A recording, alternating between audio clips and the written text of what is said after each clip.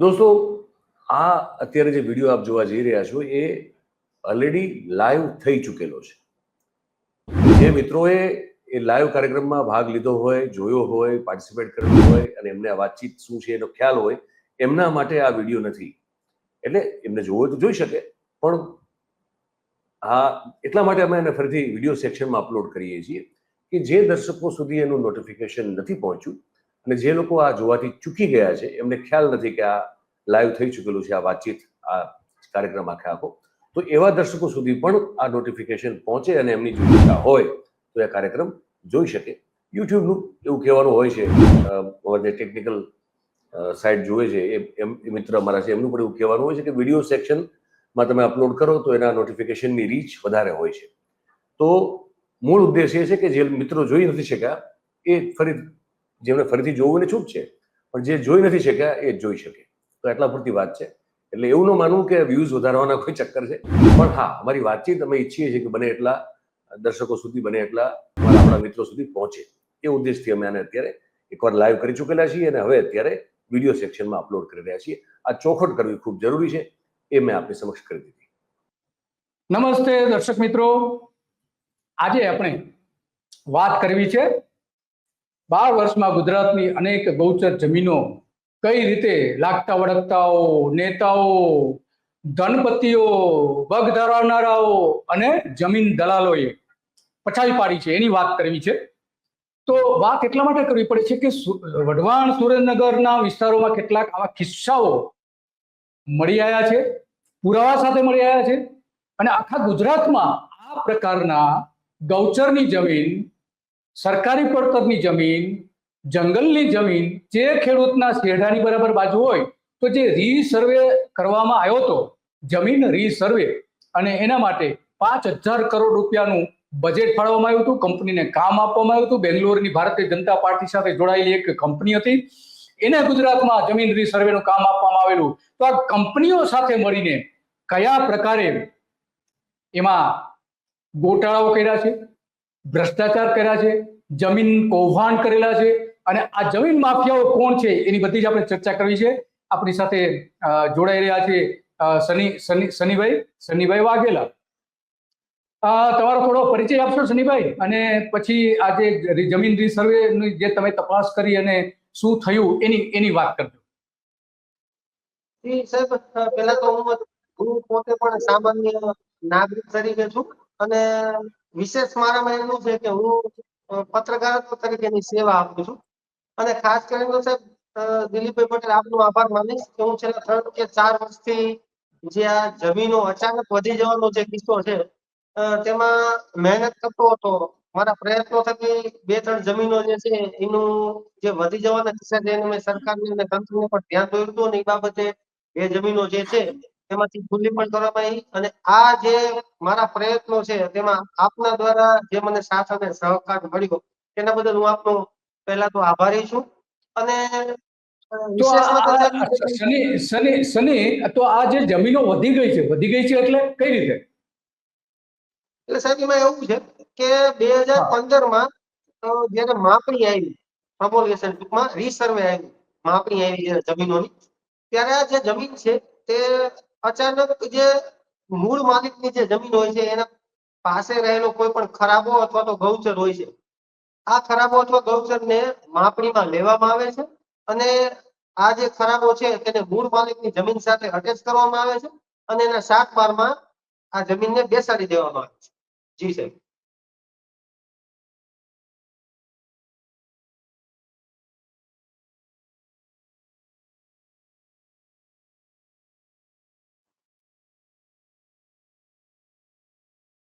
છે એ માલિકી, આ જમીનની જે માલિકી છે એ માલિકી સ્વાભાવિક છે કે સરકારની એટલે કે નાગરિકોની છે, ગુજરાતના લોકોની છે. તો એ જે જમીન છે એ એના શેઢામાં જેની નજીક હોય એવા માથાભારે તત્વો અથવા તો લાગવગ ધરાવતા અથવા તો રાજકીય વ્યક્તિઓ, આવા બધા એની જમીનમાં એની સર્વેમાં એ જોડી દે છે, જેથી કરીને પેલી જમીનનું કોઈ અસ્તિત્વ ન રહે, સરકારી રેકોર્ડ ઉપર ન રહે. આ મૂળ વાત છે. તો આવી જમીન કેટલી હશે તમે જે શોધી કાઢી છે એમાંથી? સાહેબ જો આપણે આ જમીન બાબતની જો વાત કરું તો હું લગભગ 2021-22 થી જે આ જમીન હતી એ બાબતે પેલા તો મારી પાસે શું છે કે એક એવો કિસ્સો આવ્યો કે ભાઈ આ જમીન છે ને એ વધી ગઈ છે. એટલે અહીં પત્રકારની સેવા આપતા મને એટલે મારા મિત્રો હતા અને ગ્રામ્ય વિસ્તાર હતા એટલે એમાંથી મને એવો કિસ્સો સામે આવ્યો કે જમીન અચાનક વધી ગઈ છે. એટલે મેં આ જમીનોના 7 બાર કઢાવ્યા સર્વે નંબર ઉપરથી 7 બાર કઢાવીને પછી મેં એમાં બહુ વિશ્લેષણ કર્યું અને સર હું એક એવું માનું છું કે કોઈ પણ સમાચાર હોય ને એને વિશ્લેષણ તો કરવું જ પડે તો જ એ સમાચાર સત્ય શું છે અને ખોટું શું છે એ આપણને જાણવા મળે. એટલે મેં સર્વે નંબર છે એનું એક વિશ્લેષણ કર્યું ને વિશ્લેષણ કરતા મને એક ખ્યાલ આવ્યો કે જમીન 2000 જ્યારે 2005 નો જે સ્કેન કરેલા નકશા આવે છે જે જમીનના સર્વે નંબરના એ સ્કેન કરેલા નકશામાં જે જમીનનું ક્ષેત્રફળ હતું એનાથી 2016 માં ક્ષેત્રફળ છે તે બમણું થઈ ગયું એટલે કે વધી ગયું. એટલે પછી મેં થોડો ઊંડાણપૂર્વક વધારે ઊંડો ત્યારે મને થોડોક વધારે એવો ખ્યાલ આવ્યો કે ભાઈ આ એક સર્વે નંબર છે જે સર્વે નંબર 220 સર્વે નંબર છે એ 220 સર્વે નંબરનું મેં આખું વિશ્લેષણ કર્યું હતું. એમાં જે જમીન વધી ગઈ હતી એનું મેં આખું વિશ્લેષણ કરીને બધું જે આપણું કૌભાંડ હતું ને સાહેબ મહત્વની વાત તો એ છે કે આજે આપણું કૌભાંડ છે જમીન એ જમીનનું કૌભાંડ ઓન પેપર પાડવામાં આવે છે. એટલે કે તમે દરિયા આંખે પણ જોઈ શકો છો કે આ કૌભાંડ છે. માત્ર સમજણ એટલી હોવી જોઈએ કે આમાં વિશ્લેષણ કરવાની જરૂર છે. વિશ્લેષણ કરી એટલે ખબર પડી જાય કે આ જમીનમાં કૌભાંડ છે. એટલે પ્રથમ જયારે મેં આ જમીનનું જયારે કૌભાંડનું જયારે વિશ્લેષણ કર્યું ત્યારે ખબર પડી કે ભાઈ ખરેખર આ જમીન છે કે કોઈ પણ નોંધ વગર અથવા તો સરકારની અધિકારીના હુકમ વગર જમીન વધી ગઈ છે. પછી આ બાબતે મેં ઘણા બધા અહેવાલો પ્રસિદ્ધ કર્યા જે તંત્રને જે અધિકારીઓને જે જાણ કરવી જોઈએ તેમને મેં જાણ કરી રજૂઆત કરી અને અંતે જે 220 સર્વે નંબર હતા એમાંથી જે જમીન વધી ગઈ હતી એને હુકમ કરીને જમીનની ખાલસા કરવામાં આવી અને ફરીથી સરકારી સર્વે નંબરમાં એને ભરતી કરવામાં આવી. જ્યારે આ મેં એક જમીન જ્યારે મેં આમાં હું સફળતા મળી ત્યારે મને ખ્યાલ આવ્યો કે આ તો એક જ જમીન છે અને એક જ ગામની જમીન આવી ઘણા બધા ગામની જમીન હોય તો ગુજરાતમાં જેટલા પણ તાલુકા છે આ તાલુકાના જેટલા પણ ગામડા છે એમાં પણ આવી જમીનોમાં આ પ્રકારે કૌભાંડ થઈ શક્યું હોય. એટલે પછી પાછી મેં એમાં ફરીથી રિસર્ચ કરવા માંડ્યો ત્યારે મને એક બીજી જમીન સામે આવી જે સર્વે નંબર સામે જે 362 સર્વે નંબર છે. આ જે જમીન છે તે રાજકીય વગ ધરાવતા એક વ્યક્તિના સગા સંબંધીની હતી. એટલે સૌથી વધારે મને મુશ્કેલી આ જમીનમાં પડી 362 સર્વે નંબર ગામ જસાપર તાલુકો ધાંગધ્રા જિલ્લો સુરેન્દ્રનગર. આ જમીનમાં આખે આખો જે ગૌચર કોને છે આખે આખું ગૌચર છે ત્યારે હવે આ ગૌચર પણ એવું કે સોનાની લગડી માફક એક તરફ કેનાલ જાય છે એક તરફ રોડ જાય છે અને એના કોર્નર ઉપર રહેલું ગૌચર આજે રાજકીય વગ ધરાવતા જે સંબંધ છે એ પોતાના નામે કરી નાખ્યું હતું અને એ પણ ઓન પેપર. પછી હું આ બાબતે લડ્યો પછી મને પ્રાંત અધિકારી જિલ્લા કલેક્ટર અને ખાસ કરીને DLR માં અમે આ બાબતે રજૂઆત કરી ને રજૂઆતના અંતે જે છે તેમાં મને સફળતા મળી. પણ સૌથી મુશ્કેલી વાત એ છે અને આપણી કમનસીબી કહેવાય કે હું સતત આ જે જમીન છે તેમાં 1 થી 1.5 વર્ષ સુધી લડ્યો ને ત્યારે આ જે જમીન છે ને એ જમીનમાંથી ગૌચર નીકળી. ખરેખર તો ગૌચર ગાયો માટે હોય ને ગૌચર ક્યારેય કોઈના નામે થતું નથી પરંતુ આ જે જમીન જે છે તે નામે થઈ ગઈ. એમાં હું સતત 1 થી 1.5 વર્ષ સુધી લડીને મેં રજૂઆત કરી તંત્રના અધિકારીઓને ત્યારે જતા રાજકીય વગ ધરાવતા વ્યક્તિના જે સંબંધ છે તે પાછા આવ્યા. જી સાહેબ. બરાબર છે. હા, તો આ તમે વાત કરી આપણા એક દર્શક છે ગિરીશભાઈ કે એવું કહે છે કે આવી ડિંડક તો કેટલાય ગામમાં છે તપાસ કરો. તો દર્શક પણ કહી રહ્યા છે તો દરેક અત્યારે ઘણા બધા દર્શકો જોઈ રહ્યા છે આપણે લાઈવ કાર્યક્રમ એમને વિનંતી છે કે તમારી પાસે જો આ અંગેની કોઈ વિગતો હોય તમે પોતે આ અંગે કઈ વિચારતા હો તો ચોક્કસ અમને કોમેન્ટમાં દ્વારા જણાવો.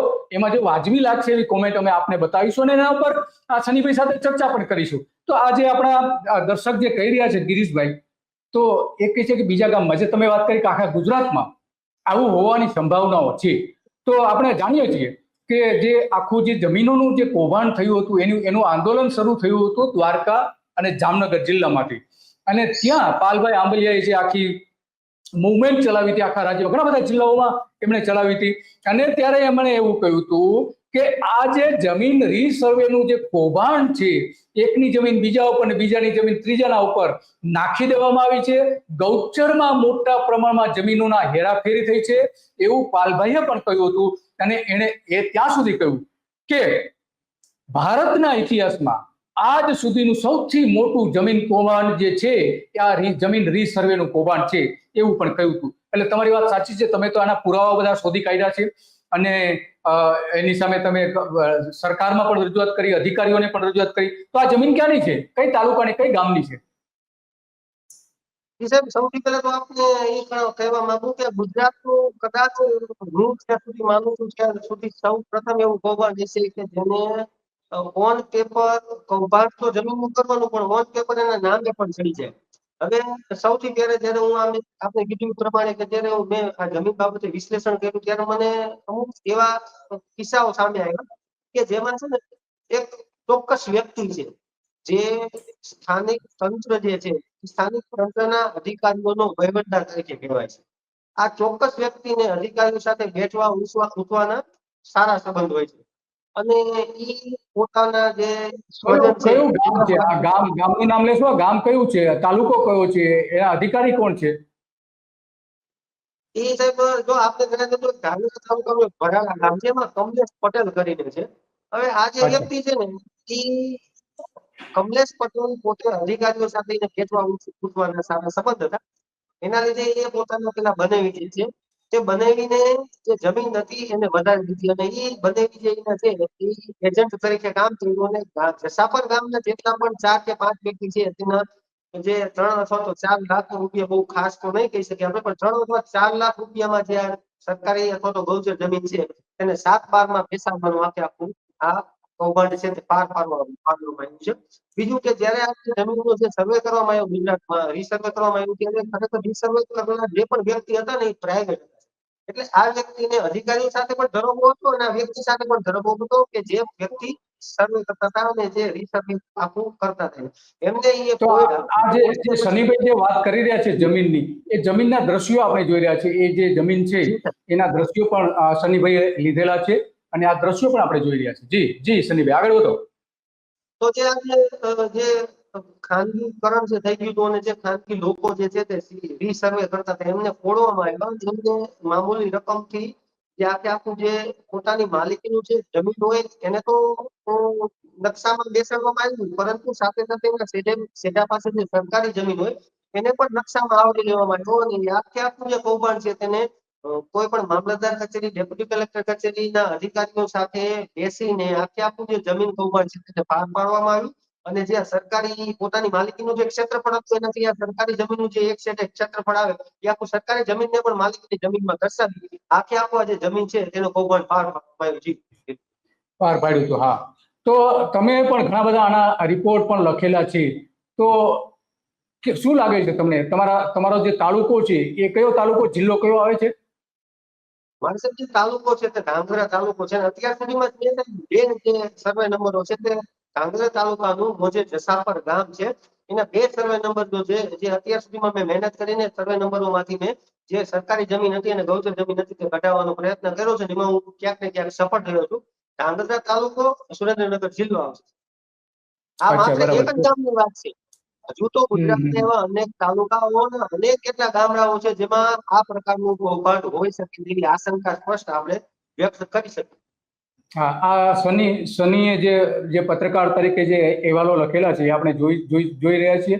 તો આ અહેવાલો તમે જે છાપેલા પછી કોઈ તમારા ઉપર કોઈ દબાણ, ધમકી અથવા તો એ પ્રકારનું કંઈ થયું તો ખરું?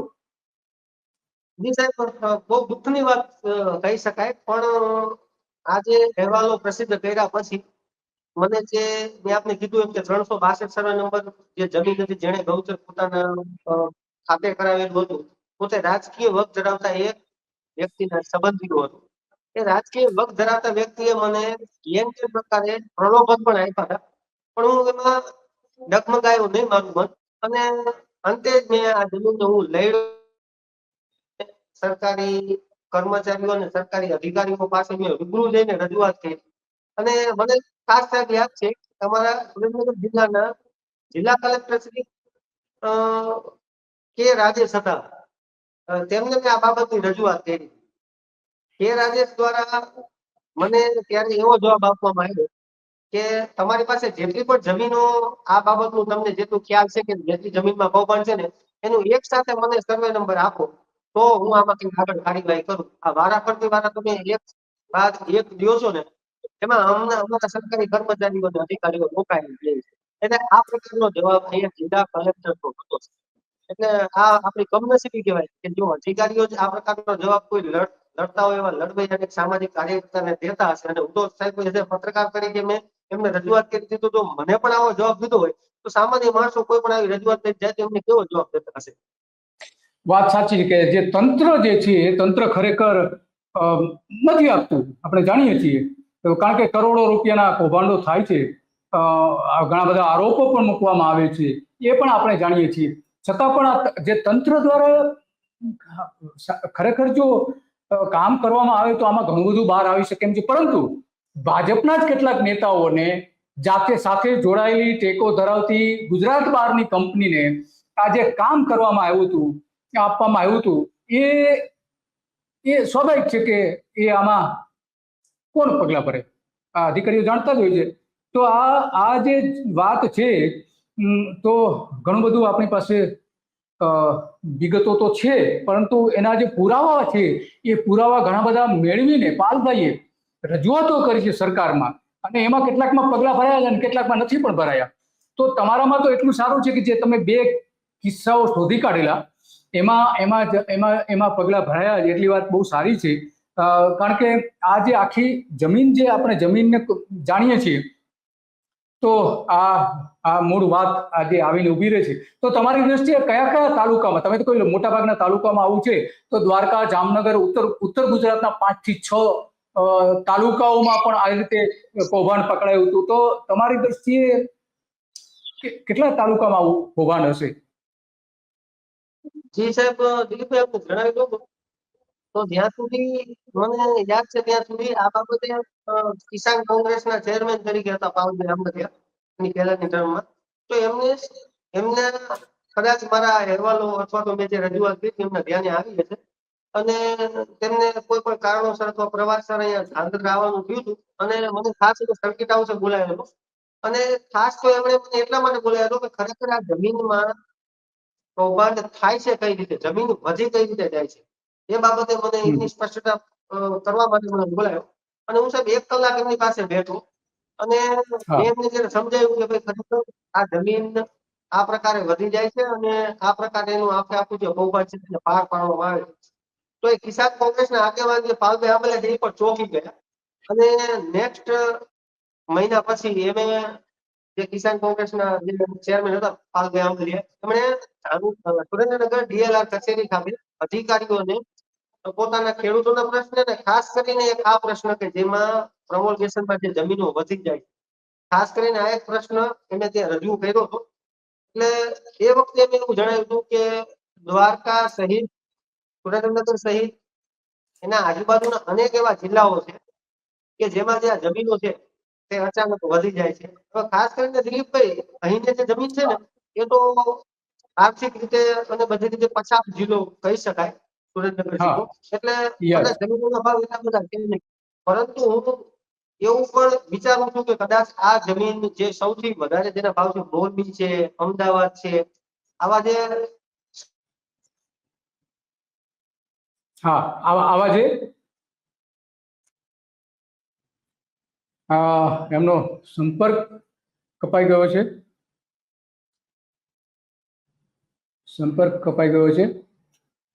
ઇન્ટરનેટનો પ્રોબ્લેમ છે. તો મૂળ વાત જે છે એ વાત ખરેખર બહુ ગંભીર છે, અને ગંભીર એટલા માટે છે કે આ આખી જે રીસર્વે આપણે જોઈએ કે જે રીતે કૌભાંડ કરવામાં આવ્યું હતું, જસાપર ગામે ગૌચરની જે જમીન હતી તે ખાતે ચડાવી દેવામાં આવ્યું હતું ખાનગી ખાતેદારોને. ગૌચરની જમીન, ગામની જમીન, જ્યાં ગાયો ચરતી હતી, પશુઓ ચરતા હતા, એની જમીનમાં આવી હાલત કરી હતી. અને એટલા માટે આ બાબત જે છે અત્યંત ગંભીર આપણે કહી શકીએ. અને એટલે એમાં ખરેખર તો સરકારે આ જે પત્રકાર જે સંશોધન કરેલા છે એ સંશોધનના આધારે તો સરકારે ખરેખર આકરા પગલા ભરવા જોઈએ. દરેક જિલ્લા અને તાલુકામાં આની તપાસ થવી જોઈએ. તો સનીભાઈ, શું માનો છો તમે? આ તમે જે કેટલાક જે ઉદાહરણો શોધી કાઢ્યા, તો એમાં તપાસ થવી જોઈએ? હું સાહેબ સૌથી પહેલા તો જ્યાંથી મારી વાત અધૂરી હતી પેલા કહું કે સાહેબ આ પ્રકારે જો સુરેન્દ્રનગર જિલ્લામાં જે કૌભાંડ થયું છે જમીનનું એવું જ કૌભાંડ કદાચ મોરબી અમદાવાદ જેવા મેગા સિટીમાં પણ થઈ જાય જેમાં જમીનોના ભાવ સાહેબ આસમાને છે. તો આ જમીનો જે છે તેને પોતાના ખાતે ચડાવે અને આ વેચી નાખે તો આપ સાહેબ કલ્પના નહીં કરી શકો કે એક કોઈ પણ વ્યક્તિ છે તે કેટલા કરોડ રૂપિયાનું સરકારી જમીન હડપ કરે છે અને એને વેચી પણ દે છે અને કોઈ નથી કઈ થતું નથી. નથી. સરકારી તંત્ર માત્ર મોટી મોટી બાકી તો કોઈ પણ સરકારી તમે જે તંત્ર પોતે તમે જે આ કિસ્સાઓ શોધી કાઢ્યા છે તો એમાં કોઈ અધિકારી સામે પગલા ભરાયા છે ખરા? જોવા જાય તો આ જે જમીનો જે છે એ જમીનો જ્યારે મેં પ્રયત્ન કર્યા અને જમીનોમાંથી જે સરકારી જમીન હતી જે મૂળ માલિકની જમીન હતી એમાંથી જે સરકારી જમીન હતું એનું ક્ષેત્રફળ જ્યારે જુદું કરવામાં આવ્યું અને હું ક્યાંક ને ક્યાંક સફળ રહ્યો ત્યારે સાહેબ આજે મહેનત કરી ને એ જ મારા માટે વધારે હતી કારણ કે પછી તો સરકારી તંત્રે જ આખું હાથમાં લેવાનું જરૂર નથી કારણ કે આપણે તો એમને દર્શાવી દીધું અને એમને સરકારી તંત્રના અને અધિકારીઓને ખ્યાલ પણ આવી ગયો કે આ જમીન એટલે જ અમે બરાબર છે, સરકારી તંત્રને ખ્યાલ તો આવી જ ગયો હતો. યસ, તો એ ખરેખર સરકારી તંત્રએ એમાં પગલા ભરવા જોઈતા હતા, પરંતુ આજ સુધી પગલા હજુ ભરાયા નથી. એનો મતલબ એ થયો તો આ ખરેખર જે સરકાર કરે છે એ સરકારને માટે આ આંચકારૂપ છે, ઘટના જ આંચકારૂપ છે. અને આંચકારૂપ ઘટનાના કારણે આ જે આખી બાબત આપણી સામે આવી છે એ ખરેખર સરકારે પગલા ભરવા જોઈતા હતા, પરંતુ નથી ભર્યા. બિલકુલ પગલા નથી ભર્યા સરકારે. તો આ આટલી બધી જો મહેનત કરી હોય સનીભાઈએ તો સ્વાભાવિક છે કે સરકારની જવાબદારી બને છે કે એમાં પગલા ભરવામાં આવે, પરંતુ આપણે હજુ સુધી જાણીએ છીએ પણ પગલા નથી ભરવામાં આવ્યા. તો આ બાબત જે છે તો હવે શું કરવું જોઈએ સરકારે અથવા તો ખેડૂત સંગઠનોએ? દરેક તાલુકા, દરેક જિલ્લા, દરેક ગામમાં સામૂહિક રીતે આની તપાસ કરવી જોઈએ કે આ ખરેખર ગૌચરની જમીન ક્યાં છે, શું નહીં અને કેટલા અંશે છે. આપણે ગઈકાલે જ અમે એક કાર્યક્રમ કર્યો હતો સનીભાઈ કે એમાં 600 એકર જમીન કચ્છના રાપરના એક ગામની 600 એકર જમીન માથા ભારે તત્વોએ પચાવી પાડી અને એ જમીન ઉપર હવે આજે ચોમાસું શરૂ થયું એના ઉપર ખેતી પણ ચાલુ કરી છે. તો આ પ્રકારે તો આખા ગુજરાતમાં કેટલા બધા કિસ્સાઓ બનેલા હશે અને કિસ્સાઓના આધારે આખી જે ઘટનાઓ સામે આવે છે તો સરકારે ખરેખર તો મહેસૂલ વિભાગે જે કઈ આ પગલા ભરવામાં આવ્યા હતા એ જે રીસર્વેની કામગીરી થઈ હતી એ વિજય રૂપાણી મુખ્યપ્રધાન હતા એ સમયે કામગીરી શરૂ થઈ હતી અને એમના જ સમયમાં કોઈ પગલા ન ભરાયા. ઉલટાનું સરકારે એવું કહ્યું કે જે ખેડૂતોએ વાંધા છે એ વાંધાઓ રજૂ કરશે તો અમે એ વાંધાઓ દૂર કરવાના પ્રયત્ન કરીશું. પરંતુ રીસર્વેને દૂર કરવા માટે, રીસર્વે જે કરેલો છે જમીનોનો ખેડૂતોનો એને રદ કરવા માટે વારંવાર ખેડૂતોએ રજૂઆતો કરી છે, વારંવાર આંદોલનો કરેલા છે. છતાં પણ આ જ સરકારે, વિજય રૂપાણીની સરકાર, ભૂપેન્દ્ર પટેલની સરકારે કોઈ જ પગલા નથી ભર્યા. કારણ કે ભાજપના એક નેતા જે કંપની સાથે જોડાયેલા છે એને કામ આપવામાં આવ્યું છે. મૂળ દુખે છે અહીંયા, ભાજપને જે દુખે છે પેટમાં એ અહીંયા દુખે છે કારણ કે એના જ નેતા અહીંયા આપણે જોઈ શકીએ છીએ કે આખા જે કૌભાંડ જે થયા છે, જમીનોના કૌભાંડ, એમાં એ સંડોવાયેલા છે. તો જ આ શક્ય બને, બાકી તો કઈ રીતે શક્ય બને? અને એટલા માટે આ બધી બાબતો આજે રજૂ કરવી હતી અને સનીભાઈનો સંપર્ક કપાઈ ગયો છે. તો આ બસ આજે આટલી જ વાત કરવી હતી. અને પાલભાઈએ જે વાત કરી હતી તો પાલભાઈની વાતને સમર્થન આપે એવી ઘણી બધી વિગતો તો છે જ, પાલભાઈ પાસે પણ છે અને સરકાર પાસે પણ છે. છતાં સરકાર આને રીસર્વેનું જે કામગીરી છે એ ફરીથી કરવા તૈયાર નથી. તો આજે બસ મિત્રો આટલું જ. સનીભાઈનો સંપર્ક કપાઈ ગયો છે, કદાચ નેટના કારણે તકલીફ થઈ રહી છે. તો આ આખી જે વાત છે એટલા માટે આજે કરવી હતી કે આખા ગુજરાતમાં કઈ રીતે જમીન રીસર્વેના કૌભાંડો થયા હતા. તો એક પત્રકારે ધ્રાંગધ્રા વિસ્તારમાં આ કેટલાક ઉદાહરણો એમને સંશોધન કરીને શોધી કાઢ્યા હતા. બસ આજે આટલું જ. અને આવતીકાલે પણ આવા જ મુદ્દાઓ પર 4 વાગે આપણે વાત કરીશું. તમે રોજ 4 વાગે આ જ મુદ્દા, જે લોકોને સ્પર્શતા મુદ્દાઓ અમે રજૂ કરીએ છીએ અને એ 4 વાગ્યાના અમારા જે કાર્યક્રમ છે એમાં તમે એમાં ભાગ લઈ શકો છો. તમે તમારા કોમેન્ટ કોમેન્ટ પણ કરી શકો છો અને નિયમિત રીતે આ કાર્યક્રમ તમે જોઈ શકો એટલા માટે ધ ગુજરાત રિપોર્ટ જે ચેનલ છે એને તમે સબસ્ક્રાઇબ કરો કે જેથી કરીને તમને નોટિફિકેશન મળતા રહે. બસ આજે આટલું જ અને આવતીકાલે 4 વાગે પણ આવા જ એક મુદ્દા ઉપર આપણે ચોક્કસ ચર્ચા કરીશું. નમસ્તે.